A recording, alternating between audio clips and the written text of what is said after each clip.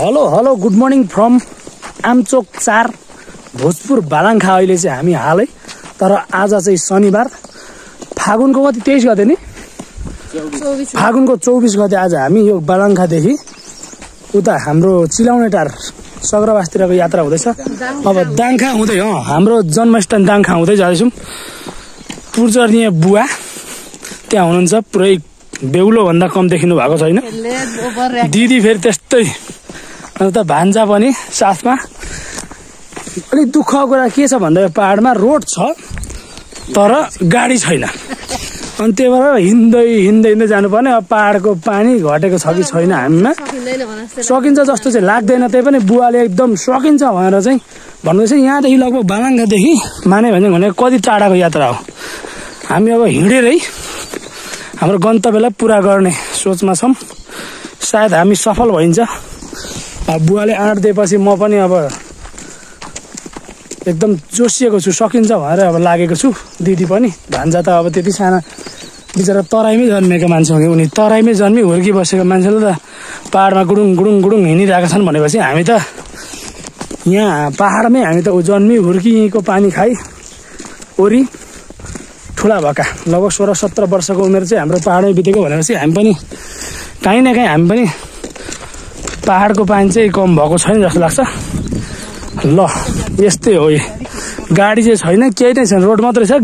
ल हामी हिँड्दै हिँड्दै हिँड्दै हिँड्दै हाम्रो बालाङखा चोक त के भन्नु, बजार बालाङखा बजार आइयो। यही रहेछ बालाङखा बजार।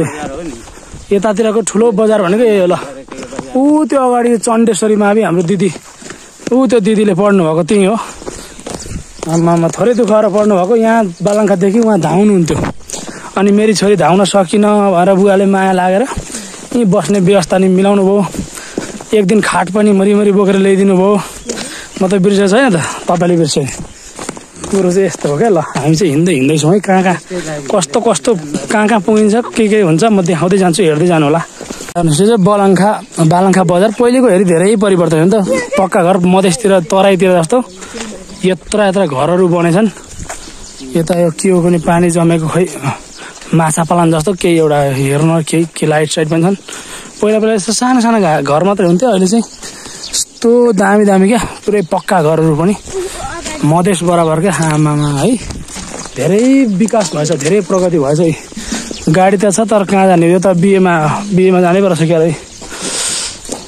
ल ठिकै छ, गाडी नभने हामी हिँड्छौँ नै। यो ट्र्याक्टरहरू त्यति छन्। भोजपुर पहाडतिरको बाटो यस्तो धोलै धोलो, जुत्ताको स्थिति आमामा यस्तो यार। जतिसुकै राम्रा कपडा लाएर हिँडे पनि फोहोर हुने यार। यो चाहिँ अलिकति राम्रो लाग्दैन। यो चाहिँ सायद यो ट्र्याक्टरले लकडी अब यता बोकेको नि त भन्छ। यो चाहिँ ट्र्याक्टरले माथिबाट ल्याउँदा लोडले यसरी उयो भएको हो। जुत्ता जतिसुकै राम्रो लगाए पनि स्थिति खराब। राम्रो कता राम यस्तो यार, यस्तो होला त यार। भइहाल्छ, केही छैन। यस्तै यो एकदम नेचुरल पाउडर हो यो पहाडको। ल ठिक छ, केही छैन। अब भान्जा भान्जा तगडा रहेछ न। ल यहीँ अगाडि मामुलाई भेट्दै हजुरबालाई भेट्दै होइन। एकदम खुसीको कुरा चाहिँ यता पनि एम्बुलेन्स चल्दो रहेछ है साथीहरू। एम्बुलेन्स देख्यो यता भोजपुर बालाङखातिर। ल पहिला ल 15-16 वर्ष अगाडि होला, कोही मान्छे बिमारी भयो, एकदमै गर्भवती अथवा बच्चा पाउन नसक्ने अथवा कुनै पनि ठुलो चोटपटक लाग्ने एक्सिडेन्ट हुने भने मान्छेले बाँधेर लानु पर्थ्यो। तर त्यो रहेन छ। अब एम्बुलेन्स आइरहेछ हो, लाइट बलाउँदै आयो एम्बुलेन्स। यो चाहिँ साह्रै राम्रो काम है। हेर्न सक्छौ, नेपाल भारत सहयोग गरे आमचोक गाउँपालिकाद्वारा सञ्चालित। यही आमचोक गाउँपालिकाद्वारा सञ्चालित रहेछ। अनि नेपाल भारत सहयोग। ल यो पनि भलिबल खेल्ने ठाउँ रहेछ, दामी रहेछ। ल भलिबल खेलेको हेर्न पाइन्थ्यो। नेट पनि कतिको छ। मैले त खेलेँ भन्दैन त। यो चाहिँ ठाउँमा मैले भलिबल खेलेँ भने त मान्छेको टाउको लगाउनु रहेछ नि त। मैले त एकदम होचो ल के को हो। ल जाम फुल, सेतो फुल, के को सेतो फुल हो भन्छ त्यो। ल जाम भन्छ होइन उकालो चढौँ हामी। आहा लाली गुराँस भेट्यो यहाँ फेरि। आहा ल बस पनि आएछ। ल जम्मा 2टा त रहेछ यहाँ बस। आमा उकालो चढ्न सक्ने अवस्था छैन है साथीहरू। भान्जा त लट्ठी टेक्न थालेको ल हिँड आमा पहाडको पानी गएको रहेछ हौ पहाडमा पहिला त सकिन नसकिन बुवा हेर्नु त बुवा चाहिँ बुवा भनेको बुवा माथि पुगिसक्नु भयो यार हिँड्नु भयो आया सकिनँ म त आया पहाडको पानी सकिएकै रहेछ ल हेर्नुहोस् बुवा जस्तो मान्छे त बसिसक्नु भयो है उता बुवा बस्नुभयो उता दिदी बस्नु भएको नि थला पर्नु भएको म थला पर्नु लागेँ त दिदी त थला पर्नुभयो बरु भान्जा हट्टाकट्टै रहेछ हौ यत्रो भारी बोकेर हिँड्ने खान 3 चुलेको होइन भयो यो 3 चुले नि 3 चुलेको उकालो लाउँछु मैले हामी ल दिदीले यहाँ ट्र्याक्टर रोक्दै हुनुहुन्छ ट्र्याक्टर रोक्छ कि रोक्दैन थाहा छैन रोको ल धन्यवाद दिनु त धन्यवाद ल ट्र्याक्टर रोकेको छ फाइनल्ली अब ट्र्याक्टरमा जाने हो धन्यवाद दिनु त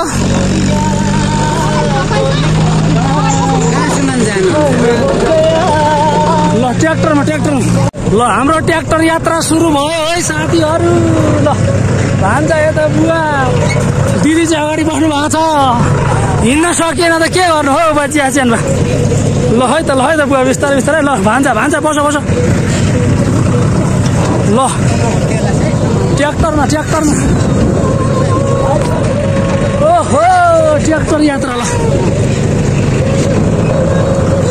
हिँड्न सकिएन ल यहाँसम्म ल्याइदिएको त्यो भाइ हाम्रो 13 थुमको भाइ हुनुहुँदो रहेछ ल यो ट्र्याक्टरमा आइयो धेरै धेरै धन्यवाद भाइलाई पनि पर्सनल रूपमा धन्यवाद भनियो यो ट्र्याक्टरमा आइयो यहाँसम्म गाडी पाएन यो ट्र्याक्टरमा आइयो यति साह्रै मजाका मान्छे यो पहाडतिरका मान्छे धेरै मनकारी मान्छे 13 थुमको मान्छे यहाँ भोजुरमा गाडी चलाउनु हुँदो रहेछ त्यो गाडी अब हिँड्दै फेरि ल हामी पहाडमै लौरो टेक्ने अवस्थामा पुग्यौँ ल क्यामेराम्यान आउनु आऊ मेरो लागि लट्ठी टेक्दै हिँड्नु परेको छ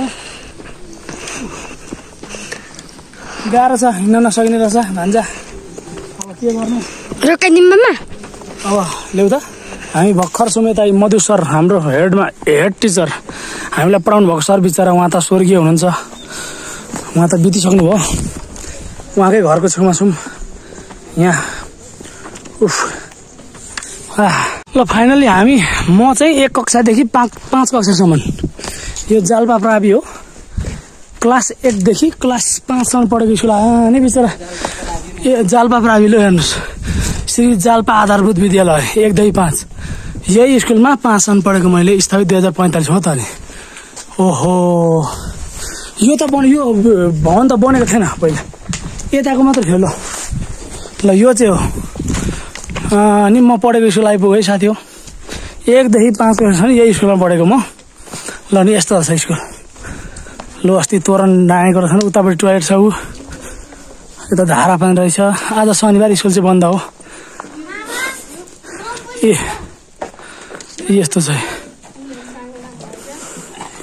आमा जाल्पा प्रावि आइयो है यता 1 कक्षादेखि 5 कक्षासम्म पढेको यो आमचोक गाउँपालिका इउँ भन्थ्यो पहिला इउँ गाविस वडा नम्बर 5 यो त वडा नम्बर 2 थियो नि बुवा वडा नम्बर 2 कि के थियो यो त्यो अफिस भइहाल्यो त्यो अफिस प्रिन्सिपल अफिस यो चाहिँ पछाडि बनेको स्कुल रहेछ अब यी सँगै पढेका साथीहरू कहाँ पुग्यो होला यी फाइनली आइपुग्यो हामी चाहिँ यहाँ 1 देखि 5 कक्षासम्म पढाउने हामीलाई पढाउने सरहरू मधुचन्द्र राई स्वर्गीय मधुचन्द्र राई कता हुनुहुन्छ कता हुन्छ सरी स्वर्गीय हुनु भइसक्यो खगेन्द्र राई भन्ने हुनुहुन्थ्यो मण्डु विष्ट हुनुहुन्थ्यो त्यसै गरेर धेरैजना हुनुहुन्थ्यो बिर्से मैले त नाम पनि हो त गाँठ्यो यस्तो भएछ यता पनि वाल लाउने काम भएछ हामी चाहिँ अहिले यो खानी भन्ज्याङ भन्ने ठाउँमा छौँ खानी भन्ज्याङ भन्थ्यो हामी सानामा खानी भन्ज्याङ यही थियो यहाँ चाहिँ हामी पुरा लात्ती खेल्थ्यौँ उता डाँडा चढ्थ्यौँ उतातिर हाम्रो एउटा मेरो भतिजी एन्जला राईको घर उता थियो पहिला अहिले हो यता सारेको हो कि क्या हो यता पनि एउटा घर त छ ऊ भित्र त्यही रहेछ ल फाइनली हाम्रो ठुलो बुवा घर चाहिँ ऊ त्यो हो कुमार दाई ठुलो बुवा भने पनि दुर्ग ध्रुव दाई दीपक भाइ दिपेश भाइको घर अनि ऊ तल चाहिँ हाम्रो टारबारी देखियो घर चाहिँ भत्किसकेको छ ल आदरणीय दाई राजेन्द्र दाईको घर आइयो राजेन्द्र दाईको बिहेमा बनाएको सायद यो गेट होला, गेट पनि भत्केको रोइन्छ। ट्याक्क लाएर ल हाम्रो चाहिँ यतै राखेर थियो त्यो त। म चाहिँ बिस्कुट खाँदै हिँड्दैछु, भोकाले टुङ्गे खुस्किन लागिसक्यो। रानी घर यहाँ खोलमा यहाँ छोडेर हिँडेपछि बिचरा घर पनि कति फोहोर भएछ कि सफा गरेर जाउँ कि म त सफा गरिदिनु पर्यो यार। हाम्रो पूजनीय बुवाले रोप्नु भएको सल्लो यत्रो भएछ, घर लगभग आइयो। ए कति ठुलो भएछ सल्लो पनि है बुवा। ऊ हाम्रो घर देख्यो है पुरा, मेरो जिन्दगी मेरो बाल्यकाल उतै भत्केको घर हो, घरै छैन भन्छ। 15-16 वर्ष भइसक्यो छोडेर हिँडेको। अनि छोडेर हिँडेपछि कस्तो जङ्गल नि यहाँ कति राम्रो थियो, हामी खेलिन्थ्यो है, पिट्टु खेल्ने ठाउँ। आँगनै छैन हौ दिदी, त्यहाँ आँगन पनि छैन एकदम। ल तिम्रो मामु जन्मेको बसेको यही हो ल, तिम्रो मामा घरै भन्छ। झोर जङ्गल भेट्छ कि जङ्गल भेट्छ। ल बुवाले रोपेको पुइँ कुन कुन अरे बुवा? सबै है। ल बुवाले रोपेको पुइँ पनि देखियो, पुइँको रुख। हाम्रो घर चाहिँ यही हो है पहिलाको। ल जन्मेको घर चाहिँ यही हो। आम्मामा यहाँ आँगन थियो नि। ल हेर्नुहोस् त घर, घरभित्र त बनमारा के जाथ्यो के जाथ्यो। अनि यता पनि एउटा नयाँ घर, ठुलो घर थियो। यो घरको त नाम निशानै छैन। ऊ तलतिर बोबेक देख्यो, बोबेक राई गाउँ पारी के अरे बुवा बागचाका अनि यो बागचाका अनि के अरे यो खकल्ला कता हो? खकल्ला उता, बागचाका यता, हाम्रो घर यता थियो। बयाङ उता उता धुसुर कुहिरोले देखिएन। देउराली डाँडो हाम्रो मामा घर उता। मामा घर उता। आम्मामामामा यस्तो भएछ। ल हेर्नु यहाँ कतातिर हो कता, मतलब मेलो पत्तै नपाएको पराउँदाखेरि। ल मेरो बाउले है, मेरो हजुरबा बाउभन्दा ठुलो बाउलाई जन्माउने हजुरबाले बनाएको घर यो हो।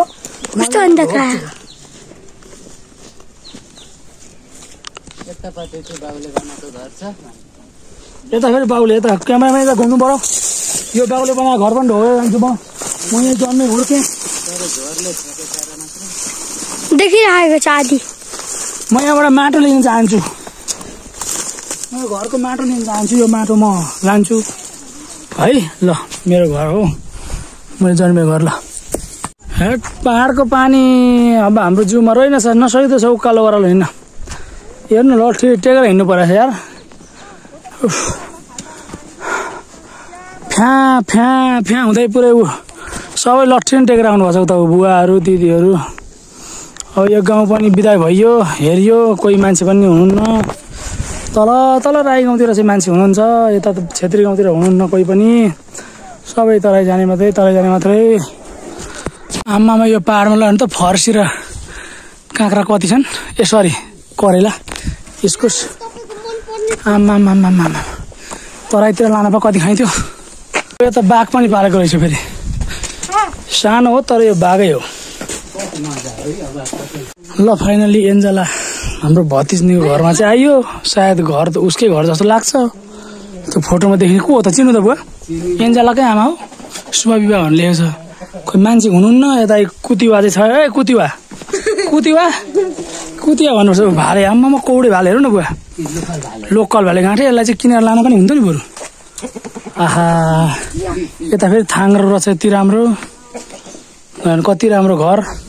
तर मान्छे नै हुनुहुन्न यहाँ। अब खै लाग्यो। दे त चयाङ हो भाले, दे त चयाङ हो मुलो, दे नि मुलो दे त चयाङ हो। पुरा राई भाषामा गाली गर्दछ मलाई त यो भालेले त। हट